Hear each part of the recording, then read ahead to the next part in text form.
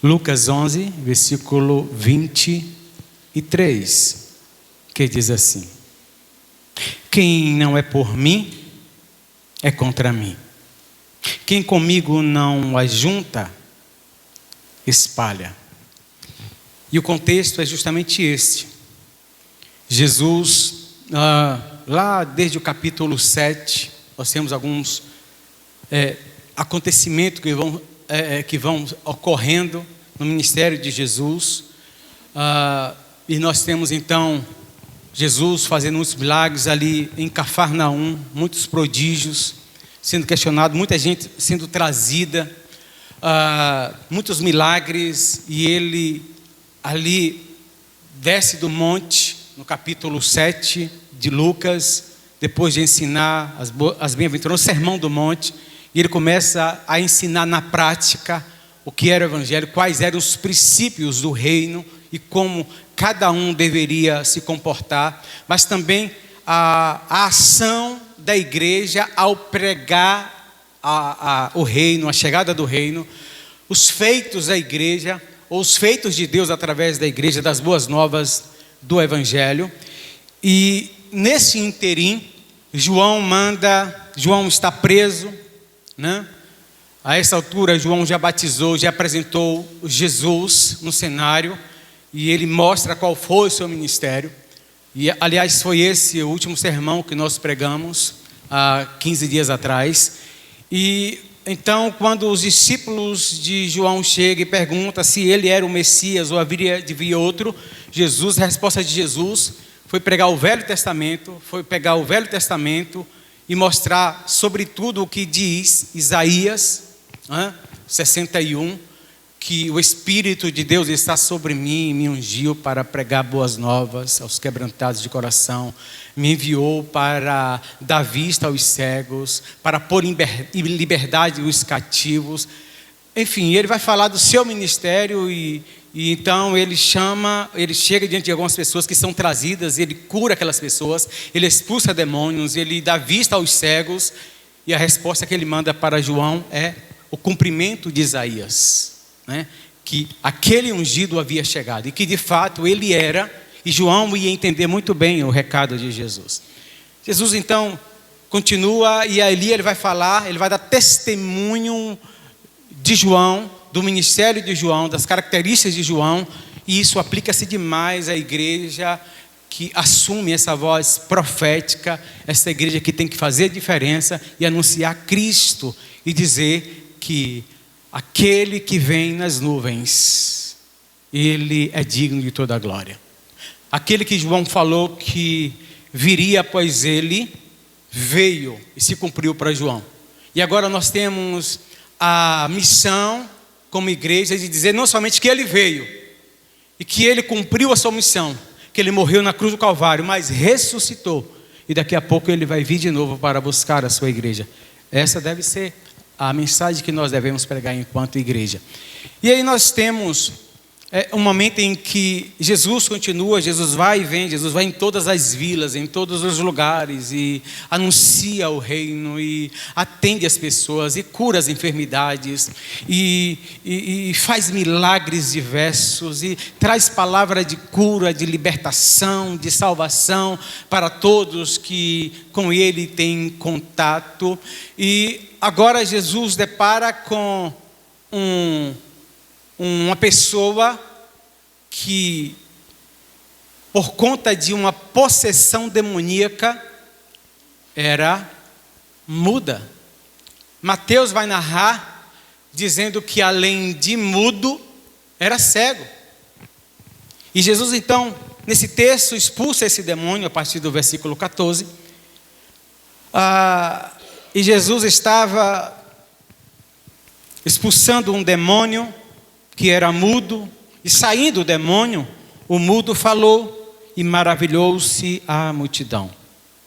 Mas alguns dentre eles diziam: ele expulsa demônios pelo poder de Belzebu, o príncipe dos demônios. Outros, tentando, pediam-lhe um sinal do céu.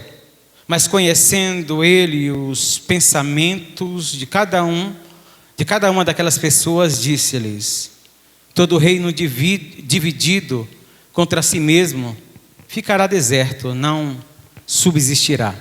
E a casa dividida contra si mesmo cairá, ruirá.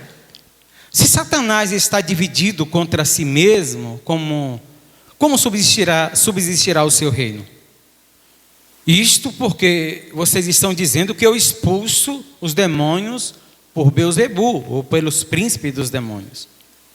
Agora, se eu expulso os demônios pelo poder de Beelzebu, os vossos filhos expulsa pelo poder de quem? Eles também, e eu estou parafraseando o texto, eles também estão sob a influência e o poder dos demônios? E vocês estão, na verdade, colocando seus filhos como juízes sobre vocês. Vocês estão questionando aquilo que eles fazem. Mas, agora, se eu expulso demônios pelo dedo de Deus, ou pelo Espírito de Deus, como diz Mateus, ou pelo poder de Deus, eu quero dizer para vocês que certamente o reino de Deus é chegado até vocês. Quando o valente guarda armado a sua casa em segurança, está tudo o que ele tem. Mas quando vem outro mais valente do que ele, mais poderoso do que ele, e o vence, e tira toda a sua armadura em que ele confiava, então esse valente mais poderoso, então reparte os seus despojos. Quem não é por mim, é contra mim. E quem não é comigo, ou quem não ajunta comigo, espalha. Aquele que está comigo, quem não está no meu lado, está contra mim. É isso que Jesus diz para aquelas pessoas. Quem não está do meu lado, está contra mim. Aquele que não ajunta comigo, espalha. Então é meu inimigo. É interessante, irmãos, que a gente tem passado bastante nesse século 21. Tem um livro chamado Sociedade Líquida. E esse livro vai discorrer de como a comunidade, a sociedade moderna, está falando do pós-modernismo, em que tudo é relativo, nada é absoluto, nenhuma verdade é absoluta, nenhuma verdade é absoluta. E as coisas mudam a cada momento, e com uma celeridade incrível, as coisas mudam. Aquilo que era em pouco tempo uma verdade, agora existem vários questionamentos, e a gente está chegando a tal ponto que às vezes a gente vai olhar e ver, sabe, aquela relva, a grama, e a gente não vai ter condição de dizer que ela é verde, porque outro vai dizer, não, essa grama não é verde. Essa grama é uma mistura disso. Então, cada um, nós vivemos essa sociedade líquida. Mas, sobretudo, nós vivemos, e eu entendo que nós estamos vivendo a verdade líquida. Cada um tem a sua verdade. Cada um vê e interpreta do seu jeito. Então, aquilo que era absoluto já não é mais absoluto. Aquilo que, de fato, determinava hoje, para algumas pessoas, sobretudo nessa sociedade, que infelizmente esse pensamento tem adentrado a igreja, nem a palavra de Deus hoje é absoluta. Então, estão mudando constantemente de lado, de opinião. Esse texto é maravilhoso porque Jesus está, na verdade, expulsando um demônio. E Jesus, diante do questionamento, diante da posição daquelas pessoas, porque ali existia uma multidão, e existia gente de todo tipo de pensamento. Existia esses que eram indiferentes, existiam estes que eram, na verdade, opositores, que eram inimigos, né? E que a verdade que eles conheciam e que eles respeitavam era a verdade deles. E existiam aqueles também que procuravam um muro para ficar em cima do muro. Mas a verdade é que Jesus expulsa o demônio e eles questionam e dizem: não, este aí expulsa demônio pelo poder de Satanás. Ele expulsa demônios pelo poder de Satanás. E existia também, aqui tem esse grupo, nesse texto tem esse grupo, que queria fazer disto, a expulsão de demônio, um espetáculo. E não é mera coincidência o que a gente vê hoje em certos lugares. Essa semana eu estava vendo alguma coisa e eu vi uma reportagem de um apóstolo no Brasil, Agenor, em que ele com a marreta, tipo a marreta, o martelo de Thor, ele batia no programa e os demônios caíam. Então, em um programa, lá na igreja, o demônio foi para cima dele, ele, pá, a marreta, e aquele, magicamente, e depois então foi desmascarado, que na verdade era um ator. Era um ator. Câmeras, script, roteiro, né? E o ator, então, a câmera aqui atrás do ator. Então, pessoas que fazem dessas manifestações, que são manifestações divinas, manifestações de Deus, um espetáculo. E o que é que essas pessoas pedem aqui? Uns estão questionando, dizendo que Jesus está pelo fosso do demônio, e outros provando, falam assim: dá-nos um sinal do céu, faz disso um espetáculo. E aí Jesus fala bem assim: olha, não tem cabimento. O que vocês estão fazendo não soma, não bate, porque nenhum reino dividido vai subsistir, nenhum reino dividido vai prevalecer. Qualquer reino que se divide entre si vai ser destruído. E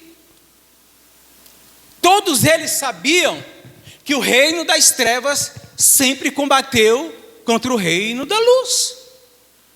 Como é que Satanás, Jesus vai dizer, como é que Satanás vai me dar poder, para destruir o reino dele, para destruir a influência dele sobre as pessoas? Como é que o reino dele, pelo qual ele luta, ele engana, ele escraviza, como é que o reino dele vai subsistir, vai existir, se ele me der poder para eu destruir? Quem é o rei que vai dar poder a alguém para destruir o seu reino? Então não está batendo, não está colando essa conversa de vocês. Então, se eu expulso o demônio, vocês estão equivocados. Vocês sabem muito bem que não é pelo poder do demônio. Isso que se faz, isso que está acontecendo, é somente pelo poder de Deus. É uma ação poderosa de Deus. E aí Jesus então vai apresentar mais argumentos, dizendo: olha, agora, se eu expulso o demônio pelo poder de Satanás, e os filhos de vocês, expulsa pelo poder de quem?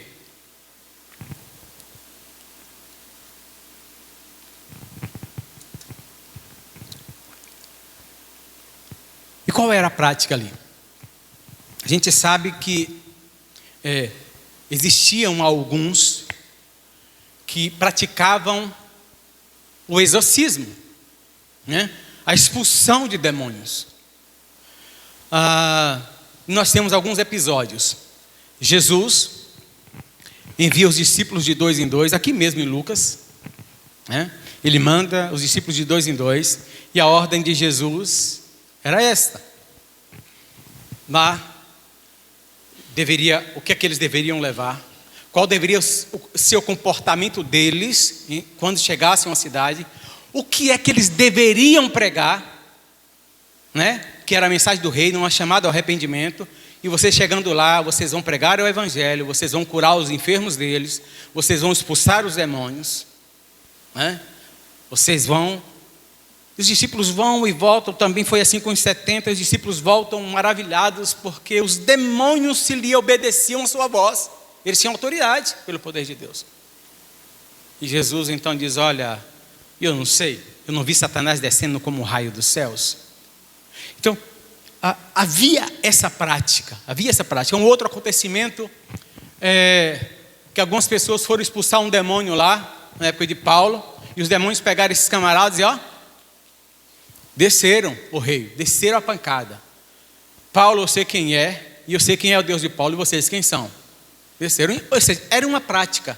Então, quando Jesus está dizendo, os filhos de vocês, ele está dizendo, olha, a nação, o povo, os antepassados e a geração de vocês tem praticado isso, e vocês entendiam que isto era uma ação de Deus. E por que não é mais? Por que deixou de ser ação de Deus? Porque sou eu que estou fazendo? Agora, se eu estou expulsando o demônio, pelo dedo de Deus ou pelo poder de Deus, então tem uma boa nova para vocês. É chegado o reino de Deus para vocês. E por que Jesus está falando isto?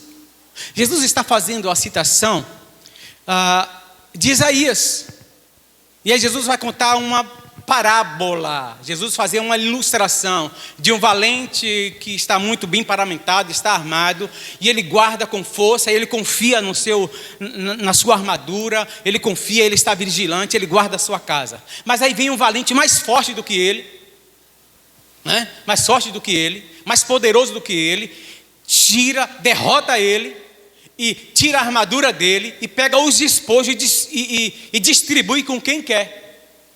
Porque ele é mais poderoso do que esse valente. E Jesus está citando Isaías, que vai falar exatamente sobre isso. Isaías 49, que vai falar desse valente, que vai lá e vence. Isaías capítulo 53, que vai falar sobre este vitorioso, este que venceu o inimigo e tomou todos os seus despojos e libertou todos os seus cativos e deu liberdade, distribuiu seus despojos com aqueles a quem ele libertou.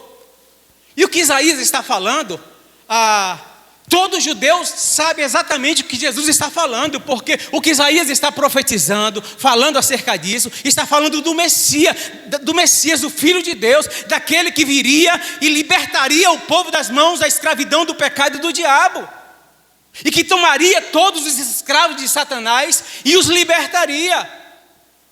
Então, o que Jesus está dizendo para essas pessoas é que se há essa manifestação, essa é uma manifestação de Deus, e sobretudo isso é cumprimento da profecia que vocês esperam que aconteça. Eu sou essa pessoa, eu sou aquele de quem Isaías falou, eu sou aquele de quem Isaías revelou, eu sou aquele de quem João anunciou, eu sou aquele de quem Isaías disse que viria. E esse é o argumento de Jesus, para tirar essas meio-verdades que se colocam como verdades absolutas. E o que nós temos visto, irmãos, é que, às vezes, nessa sociedade, e isso infelizmente tem adentrado a igreja, de tanta coisa que antes não se podia, que antes era absoluta, que antes era Deus, que antes estava a palavra de Deus, que antes a palavra de Deus é assim, mas hoje há tantos questionamentos e tantas ideologias que a palavra de Deus está sendo questionada, ou no mínimo estão dizendo, não, essa hermenêutica aí, essa é a sua verdade. E lembra muito do que Pilatos fez com Jesus. Quando Pilatos tem Jesus diante dele, levado pelas autoridades judaicas, que o acusam, dizendo que ele é o rei dos judeus. Então Pilatos falou, você é o rei dos judeus? E Jesus falou assim, você está me perguntando isso porque por você mesmo ou alguém que falou isso para você? E Pilatos então olha para Jesus e diz, por acaso eu sou algum judeu? Está em João.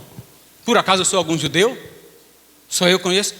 Quem foi que te trouxe aqui? Não foram os judeus? Ou seja, foram eles que me falaram que você está falando isso. E insiste, você é o rei dos judeus? Olha, Jesus diz, olha, você está falando a verdade. O meu reino é eterno, não é deste mundo. Meu reino, eu sou o rei dos judeus. Como que dizendo, agora, o meu reinado não é esse que eles estão esperando. O meu reino é eterno. A minha libertação é eterna. E aí, ele volta para Jesus, e Jesus diz assim, olha, aqueles que conhecem a verdade e que seguem a verdade, sabem quem eu sou. Olha a pergunta de Pilatos. A pergunta não. Uma pergunta, mas ele não quer resposta, porque ele vira as costas para Jesus e vai entregar Barrabás. Ele fala assim, olha, quando Deus fala da verdade, que é absoluta e que ele é essa verdade, e aquele que conhece a verdade, ele segue a Jesus, ele entende, sabe quem é Jesus, e ele fala bem assim, e o que é a verdade? Ele dá uma de filósofo com Jesus. E ele vira as costas para Jesus. E o que nós temos visto hoje é que cada um tem a sua verdade e defende a sua verdade. Então, a palavra de Deus tem sido relativa, e nós temos na igreja hoje, eu não estou falando nem da sociedade líquida, não. Eu estou falando de um evangelho líquido, de verdades líquidas dentro da igreja. Aquilo que era absoluto já não é mais. Aquilo que havia temor diante de Deus, agora não. Aquilo que na verdade dizia que era princípio de Deus, absoluto, que não muda, que era regra de fé absoluta, agora se questiona tudo. Se questiona tudo. Então essa é a sua verdade, esta é a sua interpretação. E cada um tem uma interpretação hoje. Cada um tem uma interpretação para diversos assuntos. Jesus está dizendo justamente isso, olha, só tem uma verdade. E o que Jesus faz nesse versículo 23 é, para Deus ou diante de Deus, existem aqueles que estão do lado dele. O Senhor divide a humanidade em dois grupos. O grupo que está do lado dele e o grupo que não está do lado dele. O grupo que está com ele e o grupo que não está com ele. O grupo que se ajunta com ele e o grupo que se separa dele. Então, diante de Deus não existe diversas verdades, existe só uma verdade absoluta, e ela é Cristo. É Cristo. E quando Jesus disse isso, no versículo 23, ele está dizendo, de que lado você está? Ele está perguntando, de que lado você está? Você está comigo ou você está contra mim? Porque o fato de aquela multidão ter pessoas religiosas de tudo quanto é tipo, o fato de naquela multidão ter pessoas que estão usufruindo, estão consumindo os milagres, a popularidade de Jesus, as ações de Jesus, mas nem todos estavam do lado de Jesus e da verdade. Será que tem alguma semelhança conosco? Será que faz sentido esta noite essa pergunta de Jesus para nós? De que lado você está?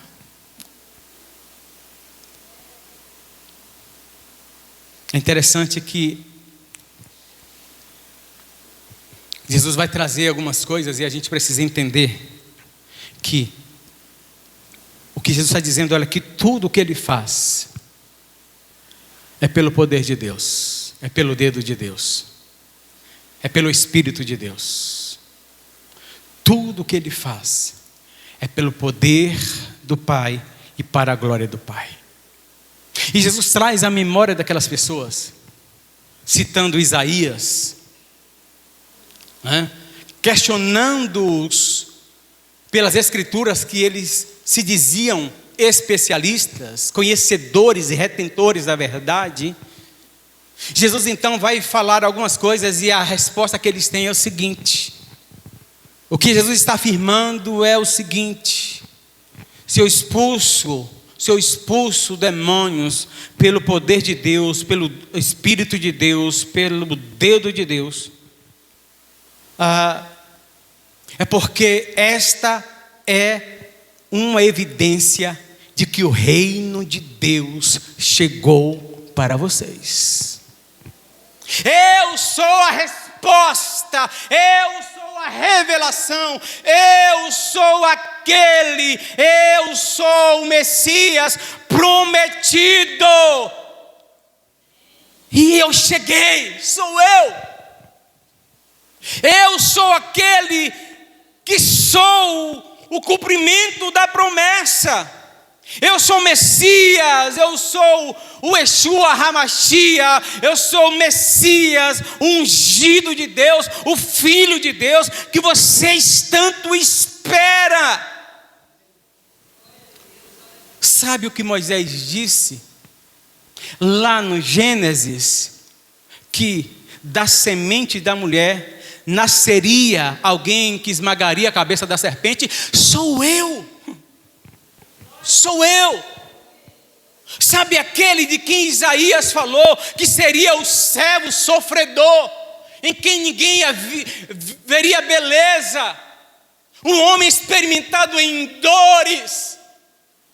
Sou eu. Sabe o filho prometido por Isaías?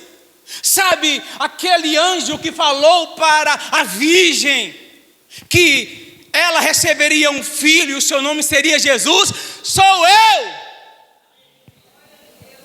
Sou eu. Sabe aquele homem de dores que levaria sobre si as vossas pisaduras, e pelas suas pisaduras vocês seriam sarados, queria ser entregue na cruz do Calvário?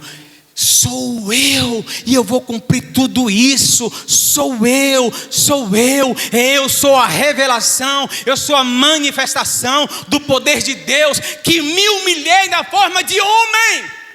Sou eu.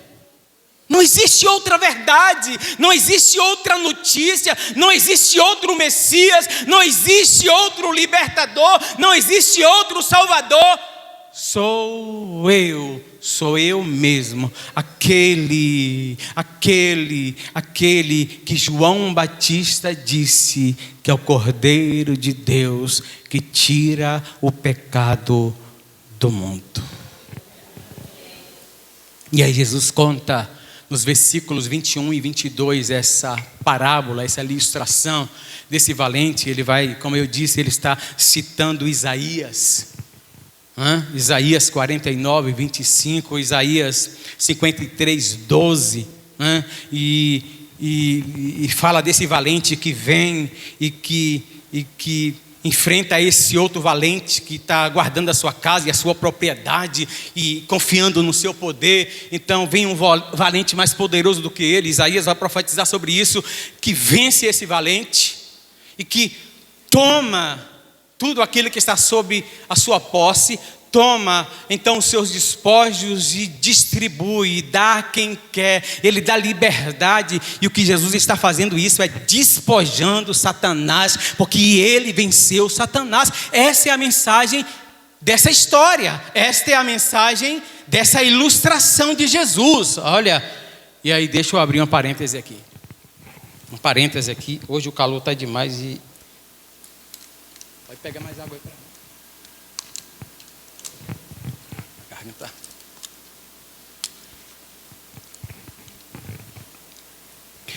Então a gente vê pessoas pegando esse texto para basear e dizer o seguinte: para amarrar demônio. Está amarrado. Bora amarrar o demônio. Vamos amarrar. Não, isso aqui não é base bíblica para isso. Eu não vou entrar nem nesse mérito aqui. Mas só para dizer que isso aqui, Jesus não está dizendo como é que nós devemos fazer. Ele está trazendo uma revelação de que ele é o Messias, que ele é o valente profetizado por Isaías, que venceria Satanás. E libertaria, e pegaria os seus despojos, os seus escravos, e libertaria, daria liberdade, salvaria desse valente, desse poderoso, que confiava no seu poder, na sua arrogância, mas que veio alguém que é mais poderoso do que ele, e o venceu. Ele está dizendo: eu venci a Satanás, e dei liberdade para todos. Essa história quer dizer isto. Isso aqui, de forma alguma, não é um texto normativo. Você deve, quando você for lidar com um demônio, você deve falar assim, está amarrado, amarrar o demônio. Não, Jesus não está tratando disso, irmãos. Nós não temos base aqui para defender isso. Nós não temos base. Se a gente for olhar Jesus, se a gente for olhar os apóstolos, simplesmente se repreendia e mandava sair. Mandava sair. Cala-te e sai fora. Mas é sobre isso que a gente está falando. A gente está querendo falar justamente sobre o que é essa mensagem aqui. Jesus está dizendo: eu sou o valente poderoso de Isaías 49. Eu sou o que vence o diabo, o falso valente de Isaías 53. Eu sou o Deus na forma de homem. Eu sou o Salvador, o libertador prometido. Eu sou o Filho que veio buscar e salvar aqueles que haviam se perdido, como o próprio Lucas vai registrar Jesus dizendo na casa de Zaqueu: porque o Filho do Homem veio buscar e salvar, veio buscar e libertar os que se haviam perdido. E depois de dizer essa parábola, Jesus disse: agora me diz uma coisa, de que lado você está? Porque aquele que não está comigo se coloca contra mim.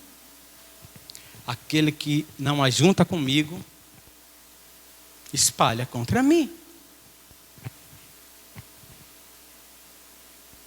De que lado você está? Essa é a grande mensagem desse texto. E a gente precisa perguntar e olhar que, embora estejamos vivendo nessa sociedade líquida, em que tudo é relativizado, nós precisamos entender que não podemos de forma alguma nos amoldar pelos costumes deste mundo e dessa sociedade. Não podemos ser uma hora de Deus e outra hora do inimigo. Mas pastor, eu não faço isso. Pastor, eu nunca decidi fazer isso. Mas e as nossas atitudes e decisões? Ou eu estou em Cristo, ou eu não estou em Cristo. Ou eu permaneço em Cristo, ou eu ajunto com Cristo, ou com Ele eu espalho. Ou eu sou amigo de Cristo, ou eu sou inimigo de Cristo. Ou eu sou amigo da cruz, ou eu sou inimigo da cruz. E o Senhor pergunta, e essa questão, esse questionamento, essa pergunta do Senhor ecoa e chega aos nossos ouvidos e pergunta: de que lado você está? Onde você está? Que evangelho ou que vida cristã, que cristianismo é o que você entende ser a verdade? Talvez ainda a minha pergunta nunca foi tão relativa. Que vida ou que cristianismo você entende ser a verdade? Não existe outro. Se eu tenho um cristianismo, se eu tenho um modo de viver cristão que não esteja coadunado com as Escrituras, com o Senhor, que não esteja nele, eu nem posso me arriscar a seguir tem que ser anátema, tem que ser maldição, tem que ser desprezado. Não podemos servir a dois senhores. Embora esse texto esteja se referindo ao dinheiro, ao amor pelo dinheiro, não ao dinheiro, porque o dinheiro não é o problema, mas o amor e o que a gente faz por ele é que é perigoso. O dinheiro não faz mal a ninguém, mas as nossas atitudes é que fazem por ele. E o Senhor, nesse contexto, ele diz: não podemos servir a dois senhores. E nesse contexto, eu não vou colocar o dinheiro, mas eu colocaria: não podemos servir a dois senhores, ao Senhor e a nós mesmos. Ou eu sirvo a Deus, ou eu sirvo a vontade de Deus, ao querer de Deus, aos princípios de Deus, ou eu sirvo a mim mesmo. E essa não é uma decisão fácil. Porque muitas vezes servir ao Senhor é aborrecer a nossa própria carne. É nos tornar inimigos de nós mesmos. É nos tornar inimigos dos nossos desejos e concupiscências. Daquilo que nos faz bem, daquilo que nos traz prazer. Então não podemos, não tem como servir a dois senhores. Ou eu estou com o Senhor, e eu estou comigo mesmo. Ou então eu estou comigo mesmo. Porque essa pergunta é importante para nós. Paulo vai nos fazer responder isso categoricamente. E eu gostaria de ler com vocês, por favor. Colossenses capítulo 1. Seria só um versículo, mas esse texto é tão maravilhoso que faz-se necessário ler mais de um versículo. Nós iremos ler do 9 ao 14. Colossenses 1, do 9 ao 14. Que diz assim: por esta razão, nós também, desde o dia em que o ouvimos, não cessamos de orar por vós e pedir que sejais cheios do pleno conhecimento da sua vontade. Da vontade de quem? De Deus. Em toda sabedoria e entendimento espiritual. E oramos para que possais andar dignamente diante do Senhor, agradando-lhe em tudo, frutificando em toda boa obra e crescendo no conhecimento de Deus. Corroborados, confirmados, corados, corroborados, confirmados, fortalecidos, com toda a fortaleza. Inclusive ele faz uma redundância, um exagero aqui. Fortalecidos em toda fortaleza. Corroborados, confirmados em toda fortaleza. Eu estou no versículo 11. Segundo a força da sua glória, em toda paciência, longanimidade com gozo, dando graças ao Pai, que nos fez idôneos, preparados, inteligentes, para participar da herança dos santos na luz. Sabe por quê? E nos tirou, e nos libertou do poder das trevas, e nos transportou para o reino do Filho do seu amor, em quem temos a redenção, o perdão, a salvação, a justificação pelo seu sangue, a saber, a remissão dos nossos pecados. E o que eu aprendo e que eu sou confrontado, e assim espero que você também nessa noite, com essa palavra de Jesus, é que foi Ele quem morreu na cruz do Calvário. Foi Ele que veio como promessa de Deus. Foi Ele que assumiu a forma humana em plena humildade e humilhação. Estava lendo um texto hoje em que as autoridades lá no templo estavam perguntando e questionando Jesus, estavam interrogando a Jesus, e ele então responde àqueles sacerdotes com a palavra de Deus, e o soldado ali do templo chegou ali e deu uma bofetada bem forte na cara dele. Respeita o sacerdote.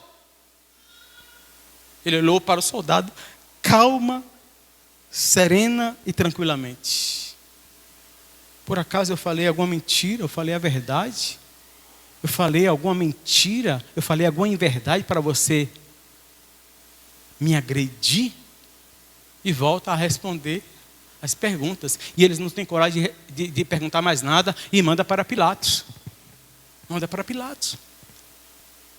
Então, ele assumiu a forma, é tão humilhante a maneira como ele se tornou homem. Já é humilhante para mais para ele, mas na forma de homem foi humilhado pelos homens, pisado, cuspido. Foi ele. Foi ele. Foi ele que veio, se humilhou. Foi ele que morreu pelos meus e pelos seus pecados. Foi ele que ressuscitou. Foi ele. Portanto, meus irmãos, somente ele é quem pode definir, determinar, dizer quais são os princípios. Somente ele é quem pode determinar qual é a verdade que nós devemos seguir e obedecer. Somente ele é quem pode dizer e determinar e dizer o que deve ser prioridade na minha vida. Somente ele é quem é capaz de dizer o que eu posso fazer com o meu corpo, com a minha vida, com as minhas atitudes. Somente ele. Mas nós estamos vivendo de tal forma que cada um faz o que quer. Eu faço com o meu corpo o que eu quero. Eu faço com minha vida o que eu quero. Eu faço com o meu tempo o que eu quero. Eu faço. Eu sou Senhor da minha vida. Eu sou a Senhora da minha vida. E nós determinamos o que é certo, o que é errado, o que é conveniente, o que não é conveniente, aquilo que agrada a Deus e aquilo que não agrada, aquilo que é da vontade de Deus e aquilo que não é. E ai daquele que diz que aquilo que é impuro e chama de puro. Ai daquele que determina, não, mas esta, a verdade é porque a palavra de Deus é assim, é a maneira como interpreta. Ai daquele, só existe uma verdade e ela é absoluta, não é as regras, não é a verdade, não é o relativismo deste mundo e dessa sociedade que vai determinar a nossa vida, não é a verdade de Deus. Porque somente ele é o Senhor da minha vida, ou então eu não estou do lado dele. Ou então ele não é o meu Salvador. Então ele não é o meu Redentor. Logo, se ele não pode determinar, logo, se ele não pode dizer o que é prioridade na minha vida, eu não estou nele, ele não é meu Salvador e eu estou perdido. E só existe duas decisões para mim e para você. E se eu me encontro assim, é necessário que eu só tenho duas decisões para tomar. Correr de novo para Ele. E pedir a Ele que me resgate e me busque. Ou então eu estou perdendo o meu tempo dentro da igreja. Ou então eu estou perdendo o meu tempo, se eu ainda não entendi quem é o Senhor da minha vida. Se eu não entendi quais são as prioridades do reino e da vontade de Deus. Ele é quem define qual é a prioridade, qual é a verdade, não é outra senão Ele mesmo. Quais são os princípios em que eu devo me inclinar e obedecer? E não eu, não sou eu, não sou eu. Encerrando, eu gostaria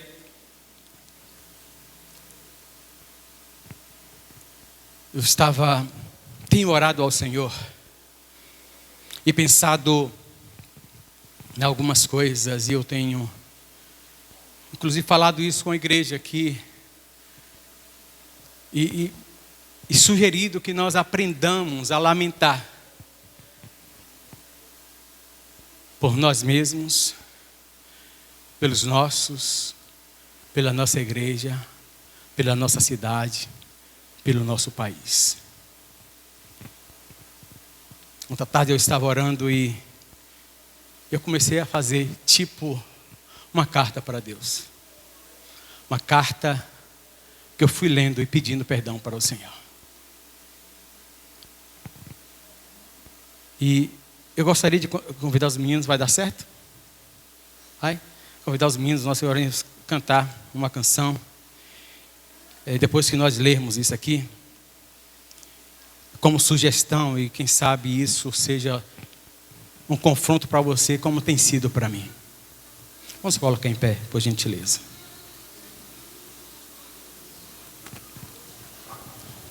Senhor, santo e poderoso. Senhor, eu não posso fazer outra coisa senão pedir perdão ao Senhor. Eu declaro o meu amor por Ti. Embora nem todas as vezes que eu digo que Te amo, eu me comporto como tal. Embora muitas vezes que eu declaro que o Senhor é a razão da minha vida e a minha motivação, e eu estou me contentando no Senhor e sentindo o prazer do Senhor. Perdão, Senhor, pelo meu cansaço, por minha fadiga. Principalmente quando eu percebo que o que tem me cansado não são mais coisas do Senhor. Não é estar diante do Senhor. Não é servir ao Senhor. Não é fazer a Tua vontade. E eu faço tantas coisas, mas eu digo que estou cansado e abatido e desanimado, justamente com relação às coisas do reino e da Tua vontade.